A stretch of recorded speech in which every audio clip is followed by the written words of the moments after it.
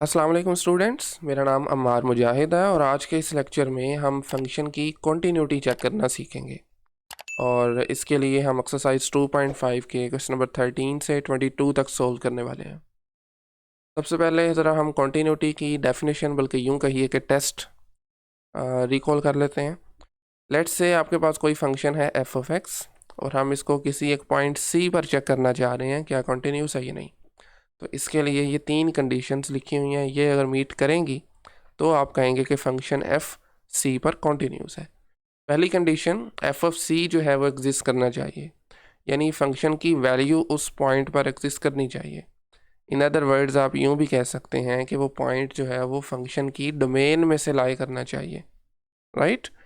Outside domain है तो फिर वो उस पर फॉर श्योर कि वो अनडिफाइन ही होगा। सेकेंड पॉइंट ये है कि आपकी उस पॉइंट पर लिमिट एग्जिस्ट करनी चाहिए सी पर, और आप जानते हैं लिमिट तब एग्जिस्ट करती है जब लेफ़्ट और राइट लिमिट्स दोनों इक्वल आएँ, राइट। और लास्ट पॉइंट ये है कि आपकी लिमिट की वैल्यू और फंक्शन की वैल्यू दोनों सेम होनी चाहिए, दोनों का आंसर सेम आना चाहिए, तो आप कह सकते हैं कि फंक्शन उस पॉइंट पर कॉन्टीन्यूस है। ओके, तो आज जो हम क्वेश्चंस करने जा रहे हैं उनमें भी आपको बेसिकली बताना है कि at what points are the functions in the questions are continuous. ठीक है, तो हमने ये पढ़ा कि एक सिंगल पॉइंट पर कॉन्टीन्यूटी कैसे चेक की जाती है। अगर आपने किसी सेट पर कॉन्टीन्यूटी चेक करनी है तो डेफिनेशन सेम रहेगी, बस उसमें आपके पास पूरे सेट में जितने भी एलिमेंट्स हैं उन सब पर ये डेफिनेशन सेटिस्फाई करनी चाहिए। सेट के अंदर जितने भी एलिमेंट्स हैं उन सब पर अगर ये डेफिनेशन, अगर ये तीन कंडीशंस मीट करेंगी तो हम कहेंगे कि पूरे सेट के अंदर वो फंक्शन कॉन्टीन्यूस है। ठीक है, अब वैसे ही अगर आप ये देखें ना कि हमारे पास चूँकि फंक्शंस की डोमेन बाज़ात पूरा रियल नंबर्स होती हैं या रियल नंबर का कोई पार्ट्स होती हैं, तो उसमें इनफाइनाइटली मैनी नंबर्स होते हैं। तो ये चेक करना मुश्किल ही नहीं बल्कि नामुमकिन है कि आप हर पॉइंट पर डेफिनेशन चेक करने बैठ जाएं। तो उसका तरीकाकार ये होता है कि आप वो पॉइंट्स फाइंड कर लेते हैं जिन पर फंक्शन डिसकॉन्टीन्यूस है, राइट। और फिर आप उन पॉइंट्स के अलावा जो बाकी पॉइंट्स होते हैं ऑटोमेटिकली फिर उन पर कॉन्टीन्यूस होते हैं। ठीक है, और एक बात आपने याद रखनी है, बहुत इंपॉर्टेंट बात है, कि जब भी आपका फंक्शन जो है वो पीस वाइज फंक्शन नहीं होता, पीस वाइज फंक्शन नहीं होता, तो जिस पॉइंट पर आपके फंक्शन की वैल्यू एग्जिस्ट करती है, यानी जिस पॉइंट, यानी अगर कोई फंक्शन जो है वो फर्स्ट कंडीशन को मीट करता है तो ऑटोमेटिकली दूसरी दोनों को करेगा। कब? जब फंक्शन आपका पीस वाइज नहीं होता। ठीक है, ओके, पीस वाइज हो तो फिर प्रॉब्लम हो सकती है कि फंक्शन की वैल्यू एग्जिस्ट करे बट लिमिट एग्जिस्ट ना करे। तो आज के क्वेश्चन में भी हम इसी कॉन्सेप्ट को यूज़ करते हुए अपने फंक्शंस को बस ये देखेंगे कि वो किन पॉइंट्स पर डिफ़ाइन है। अगर वो किसी पॉइंट पर डिफ़ाइन हुआ तो हम ये कह देंगे कि वो फंक्शन उस पॉइंट पर कॉन्टीन्यूस भी है। ठीक है, लेट्स स्टार्ट विथ 31, सॉरी 31 कह रहा हूँ, 13। फंक्शन है y is equal to 1/x minus 2 minus 3x। अब ये ऐसा ही है जैसे आप डोमेन फाइंड करते हैं, जो कि चैप्टर नंबर 1 में हम बहुत से क्वेश्चन की डोमेन फाइंड कर चुके हुए हैं। तो आपने ये देखना है कि अगर डिनोमिनेटर में कोई फंक्शन आ रहा है या स्क्वायर रूट में आ रहा है, स्क्वायर रूट में आ रहा है तो स्क्वायर रूट में नेगेटिव नहीं चाहिए हमें, और डिनोमिनेटर में ज़ीरो से बचना है। तो डिनोमिनेटर में आ रहा है x माइनस 2, तो x माइनस 2 को आप देख लें ये ज़ीरो कब हो सकता है, यहाँ से x की वैल्यू फाइंड कर लें, विच इज़ सिंपली 2 आ जाएगी। तो दैट मीन्स 2 जो है वो इसकी डोमेन में लाई नहीं कर रहा, और अगर लाई नहीं कर रहा तो 2 पर फिर डिसकॉन्टीन्यूस भी है। ठीक है, तो इसका मतलब है कि आपका गिवन फंक्शन कॉन्टीन्यूस है। आप लिख सकते हैं continuous everywhere except x is equal to 2। आप लिख लें कॉन्टीन्यूस एवरीवेयर, हर रियल नंबर पर ये कॉन्टीन्यूस है except x is equal to 2। 2 point चूँकि इसकी डोमेन में ही नहीं है तो हमें लिमिट्स वगैरह फाइंड करने की ज़रूरत ही नहीं है। ठीक है, तो इस तरह से आप इसकी कॉन्टीन्यूटी चेक कर सकते हैं। अब अगर आप कॉन्टीन्यूटी का सेट लिखना चाहते हैं तो आप सिंपली ये लिख सकते हैं set of all real numbers minus 2, कुछ इस तरह से। ठीक है, इस सेट पर फंक्शन कॉन्टीन्यूस है। अच्छा, इसी तरह आ जाए क्वेश्चन नंबर 14 पे। वंस अगेन आपके डिनोमिनेटर में एक फंक्शन आ रहा है और इस मरतबा ये है x प्लस 2 का होल स्क्वायर। ठीक है, हम ये चेक करना चाह रहे हैं कि ये कब ज़ीरो होगा, डिनोमिनेटर तो इक्वल ज़ीरो रख लें। यहाँ से आपके पास simply x plus two equal to zero आ जाएगा। स्क्वायर रूट जब दोनों तरफ आप लेंगे, स्क्वायर और स्क्वायर रूट कैंसिल हो जाएंगे, x प्लस टू ज़ीरो, और यहाँ से x की वैल्यू आ जाएगी -2। ठीक है, तो -2 एक ऐसा पॉइंट है जिस पर ये फंक्शन डिफाइन ही नहीं है, लिमिट की तो बात हम करेंगे ही नहीं ना, तो दैट्स वाई आपका फंक्शन कॉन्टिन्यूस है तमाम के तमाम रियल नंबर्स पर एक्सेप्ट -2। ठीक है, आप बल्कि यहाँ पर लिख भी सकते हैं कॉन्टिन्यूस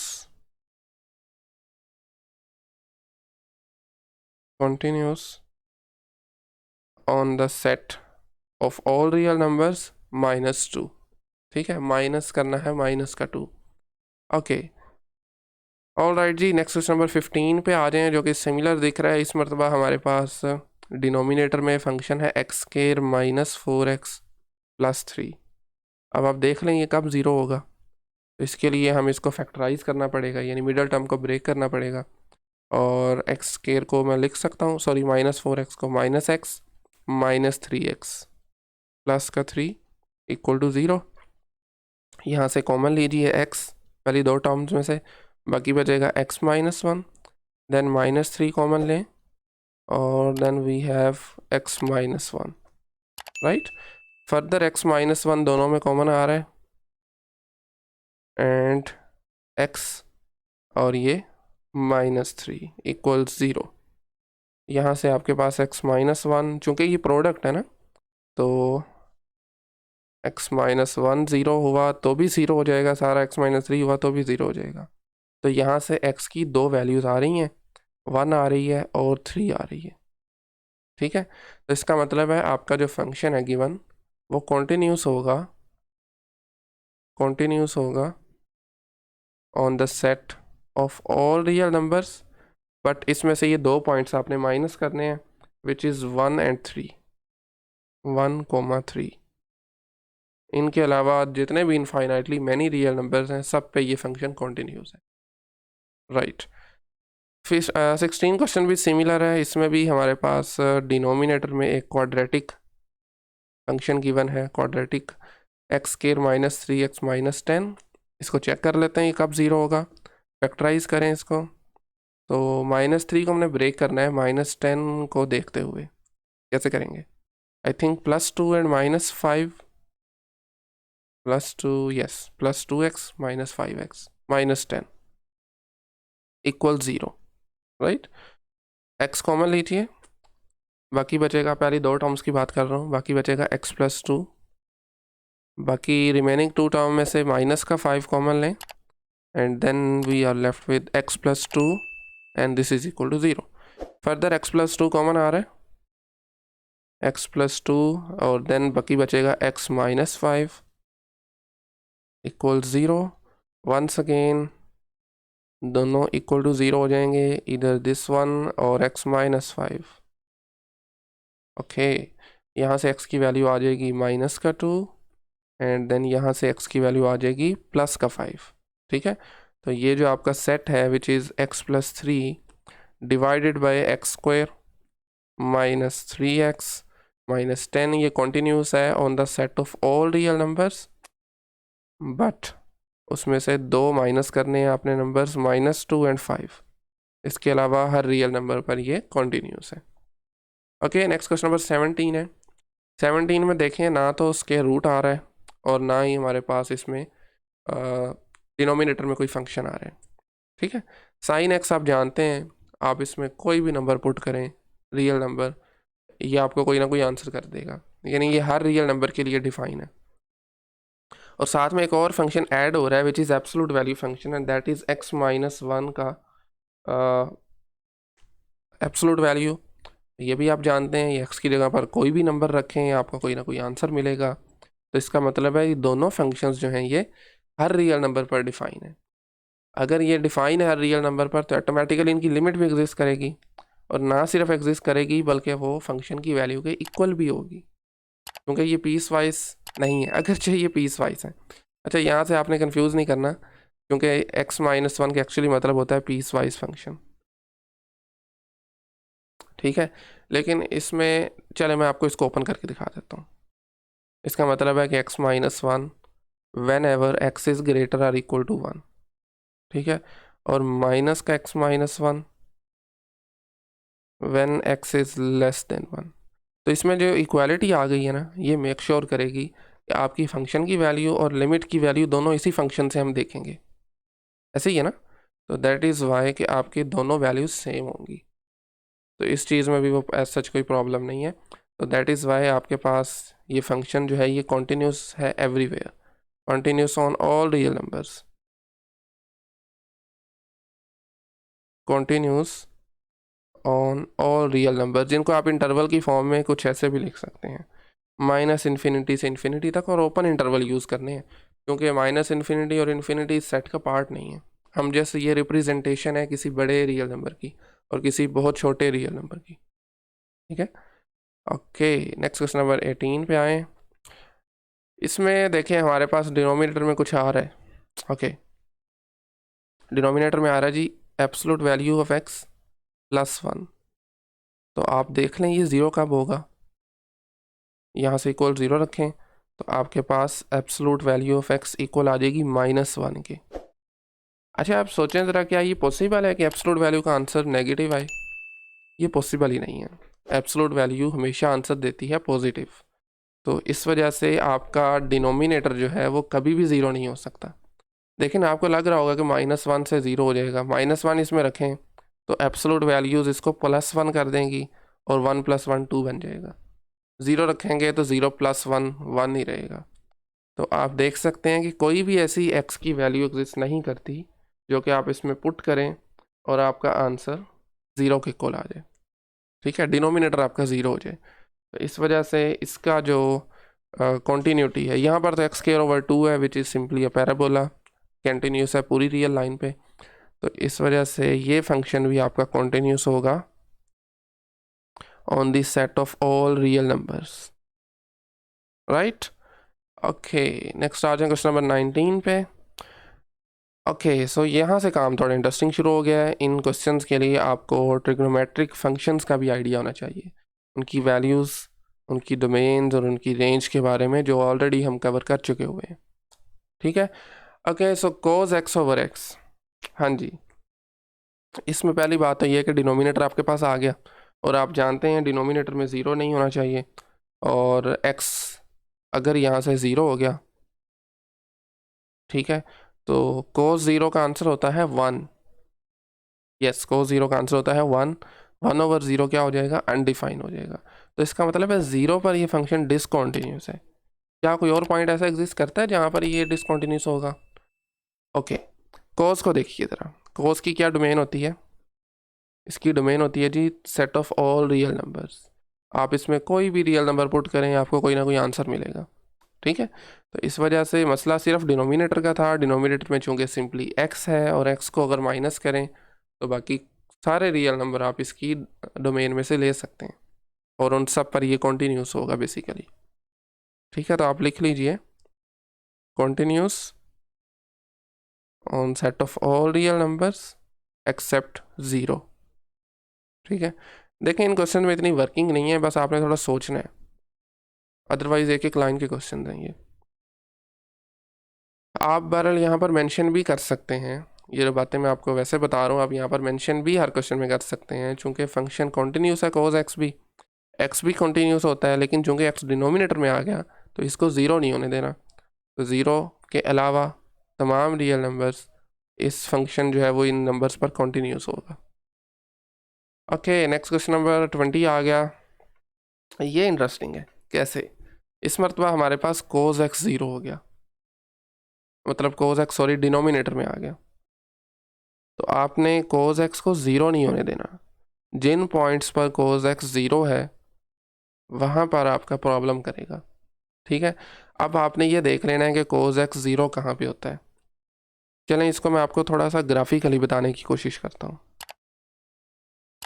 लेट्स से जी ये आपका कोऑर्डिनेट सिस्टम है, इसके अंदर अगर मैं cos को प्लॉट करना चाहूँ, रफ चलें प्लॉट कर लेते हैं, ये कुछ इस तरह से होता है, ठीक है, और लेफ़्ट साइड पर भी कुछ इस तरह से।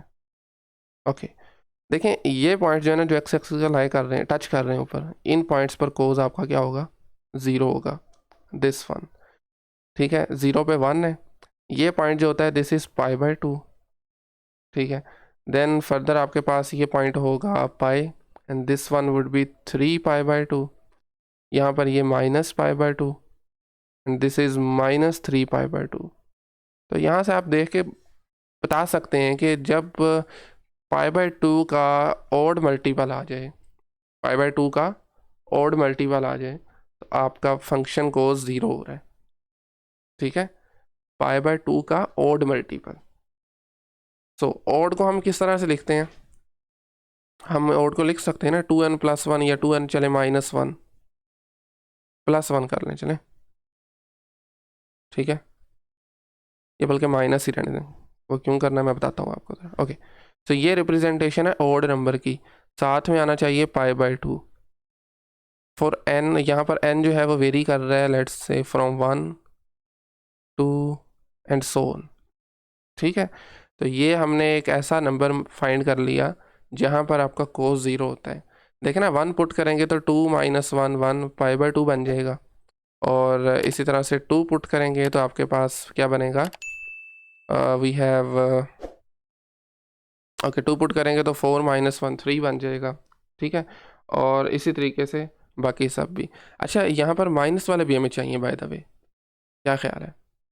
तो अगर आप अपने n को इसकी बजाय आप कह दें कि आपका n जो है वो इंटीजर है, तो मेरे ख्याल में ज़्यादा बेहतर होगा। यानी ये कोई भी इंटीजर हो सकता है, आप इसको लिख लें n belongs to set of integers, positive भी, ज़ीरो भी, नेगेटिव भी, सब आ जाएंगे इसमें। सही हो गया? ओके, बिल्कुल ठीक है, ऐसे ही है। ओके, हो गया। तो देखें कैसे, मैं आपको चलें बता भी देता हूँ।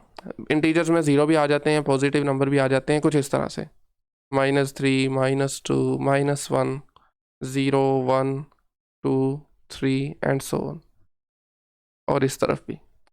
इनमें से कोई भी नंबर इस एन में पुट करें, आपके पास ऑड नंबर आएगा, और π/2 का ऑड मल्टीपल अगर आ जाए तो कोस क्या वैल्यू देता है, 0 देता है। वो हमने यहाँ से ग्राफिकली भी देख लिया। ठीक है, अब आपने क्या करना है, आपका लिख देना है कि आपका फंक्शन जो है वो पूरे रियल नंबर्स पर कॉन्टिन्यूस है, एक्सेप्ट कब, जब आपके पास नंबर आ जाए कुछ इस तरह का, मतलब 2n - 1 times π/2 and n belongs to z। कुछ इस तरह से आप लिख सकते हैं इसको। ठीक है, ओके, इस सेट पर फंक्शन आपका ये कॉन्टिन्यूस है, क्योंकि हमें डिनोमिनेटर में ज़ीरो नहीं चाहिए, और ज़ीरो कब आ रहा है, जब आपका x जो है वो मल्टीपल हो, ऑड मल्टीपल π/2 का। ठीक है ना, तो इन नंबर्स को माइनस करके बाकी के जो नंबर्स आपके हैं वो उन पॉइंट्स पर फंक्शन आपका कॉन्टिन्यूस है। ठीक है, अच्छा, इस नोटेशन से आपने कंफ्यूज नहीं होना, आप इसको लिख सकते हैं।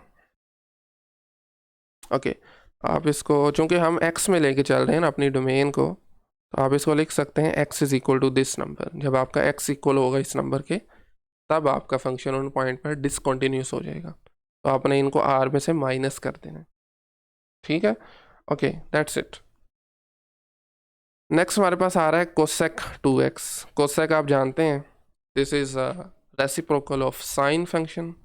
और कोसेक के बारे में अगर हम बजाय कि उसको पहले साइन में लेके जाएं, लेके जा भी सकते हैं, इसके बारे में आपको डायरेक्टली बता देता हूँ कि जब आपका एंगल में जो भी आ रहा हो, जैसे इस केस में 2x आ रहा है, जब ये इंटीजर मल्टीपल होगा पाई का, इज इक्वल टू n पाई, और n कोई भी इंटीजर हो सकता है। ठीक है, देन आपके पास आपका जो फंक्शन है वो उन पॉइंट्स पर डिफाइन नहीं होता, जब आपके पास ये इंटीजर मल्टीपल आ जाए एंगल। ठीक है, ओके, क्यों, क्योंकि आपका इन पॉइंट्स पर साइन 0 होता है। चलें देख लेते हैं हम इसको उस फॉर्म में भी, साइन x या साइन 2x लिख लें। चलें, ये इक्वल होगा, सॉरी साइन नहीं लिखना चाहिए मुझे, कोसेक लिखना चाहिए। कोसेक 2x इक्वल होगा 1/sin 2x के, 1/sin 2x के। ठीक है, और यहाँ से आप देख लें x जब भी कोई आपके पास इंटीजर मल्टीपल होगा 2x n पाई, पाई का इंटीजर मल्टीपल होगा, आप जानते हैं ना साइन जो है वो एक्स एक्सिस पे 0 होता है। कहाँ पे 0 होता है? 0 पे 0 होगा, पाई पे 0 होगा, 2 पाई पे 0 होगा, 3 पाई पे 0 होता है। इसी तरह फिर नेगेटिव में भी negative pi, negative 2 pi, negative 3 pi and so on. ठीक है, तो चूंकि ये 0 हो जाता है इन नंबर्स पर, 1/0 आप जानते हैं अनडिफाइन हो जाएगा। तो यहीं से फिर हमने लिखा 2x is equal to integer multiple of pi. यहाँ से याद रखें n बिलोंग कर रहा है सेट ऑफ इंटीजर्स से। बस यही वर्किंग आपने करनी है, कोई मुश्किल काम नहीं है। अब यहाँ से x की वैल्यू फाइंड कर लें। x की वैल्यू आ रही है जी n पाई 2। ठीक है, अब चूंकि हम अपनी डोमेन को x से रिप्रेजेंट कर रहे हैं ना, तो इस वजह से x की इन वैल्यूज़ को माइनस करके बाकी सारे नंबर्स इसकी वो डोमेन में आ जाएंगे, यानी वो नंबर्स होंगे जिन पर आपका फंक्शन कॉन्टीन्यूस होगा। तो आप लिख सकते हैं तमाम के तमाम रियल नंबर्स पर कॉन्टीन्यूस है except when x is equal to n pi 2 such that n belongs to set of integers, n is an integer। तो ये पूरा प्रॉपर फॉर्म में मैंने सेट लिख दिया। इस सेट पर आपका ये फंक्शन कोसेक 2x कॉन्टिन्यूस है। ठीक है, ओके। आज का लास्ट क्वेश्चन देखिए जिसमें है टेंजेंट पाई x/2। और टेंजेंट के बारे में भी आपको बेसिक इन्फॉर्मेशन ये होनी चाहिए कि टेंजेंट आपका तब डिसकॉन्टिन्यूस होता है, ये तब डिफाइन नहीं होता जब आपका जो एंगल आ रहा है this is an odd integer multiple of पाई/2। ठीक है, यानी एंगल में इस मरतबा हमारे पास क्या आ रहा है पाई x/2, ये जो भी एंगल में आ रहा होता। ऑड नंबर को रिप्रेजेंट कैसे करते हैं? 2n-1, अभी हमने ऊपर भी एक क्वेश्चन में किया था। जब ये पाई/2 का ऑड मल्टीपल आ जाए तो आपका फंक्शन उन नंबर्स पर डिफाइन नहीं होता। ठीक है, यानी equal this one 2n-1 times पाई/2 के आ जाए। यहाँ से आप x की वैल्यू फाइंड कर लें। पाई/2 और पाई/2 सिंपली कैंसल आउट हो जाएंगे, तो आपका x बचेगा 2n-1। ठीक है, और 2n-1 के अलावा तमाम रियल नंबर्स पर ये फंक्शन कॉन्टिन्यूस होगा।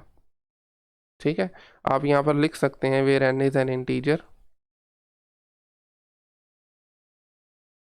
2n-1 एक्चुअली में आपके ऑड नंबर्स को रिप्रेजेंट कर रहा है। ठीक है, जब आपका x जो है वो ऑड होगा इस केस में तो फंक्शन डिसकॉन्टिन्यूस होगा, अगर इवन होगा तो कॉन्टिन्यूस होगा। चलें हम इसके कॉन्टिन्यूटी के सेट को भी लिख लेते हैं। Continuous on set of all real numbers except when x is equal to 2n-1, और 2n-1 में जो n आ रहा है दिस इज एन इंटीजर।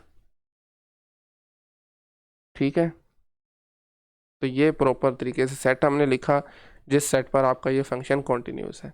ठीक है, चीज़ें शायद आपको आखिरी 3-4 क्वेश्चन में थोड़ी कंफ्यूजिंग लग रही हों, लेकिन अगर लगेंगी तो आपके लिए एक हम टास्क भी दे देते हैं कि जितने भी ट्रिग्नोमेट्रिक फंक्शंस हैं आपने इनको, एक कैलकुलेटर होता है ऑनलाइन अवेलेबल है, दिस इज़ कॉल्ड डेस्मोस। पहले भी मैं इसको कई दफ़ा मेंशन कर चुका हूँ। आपने बस छोटा सा काम ये करना है, ऑनलाइन भी अवेलेबल है, प्ले स्टोर से आप डाउनलोड भी कर सकते हैं। आपने जस्ट इनको प्लॉट करना है, ये 3 फंक्शन जो लास्ट है ना, 3 ये 4 जो ट्रिग्नोमेट्रिक फंक्शन थे उनको इस पर कॉन्टिन्यूस इस पर सॉरी प्लॉट करें, और वहाँ से आप इजीली देख सकते हैं ये चीज़ें कैसे आ रही हैं यहाँ पे। ठीक है, कोई मुश्किल काम नहीं है। वहाँ से आपको पता चल जाएगा कि इन पॉइंट पर फंक्शन डिफाइन नहीं है, और जिन पॉइंट पर नहीं डिफाइन उन्हीं पर ही एग्जैक्टली डिसकॉन्टिन्यूस भी होगा। ठीक है, सो मेरे ख्याल में आज के लिए इतना ही काफ़ी है। नेक्स्ट लेक्चर में हम 23 से 30 तक सोल्व करेंगे, और सिमिलर क्वेश्चन हैं वो भी जिनमें हमें कॉन्टीन्यूटी का सेट फाइंड करना है। सो आज के लिए इतना ही। अगर कहीं से कोई क्वेश्चन क्यूरी हो तो कमेंट सेक्शन में पूछ सकते हैं, otherwise thank you very much.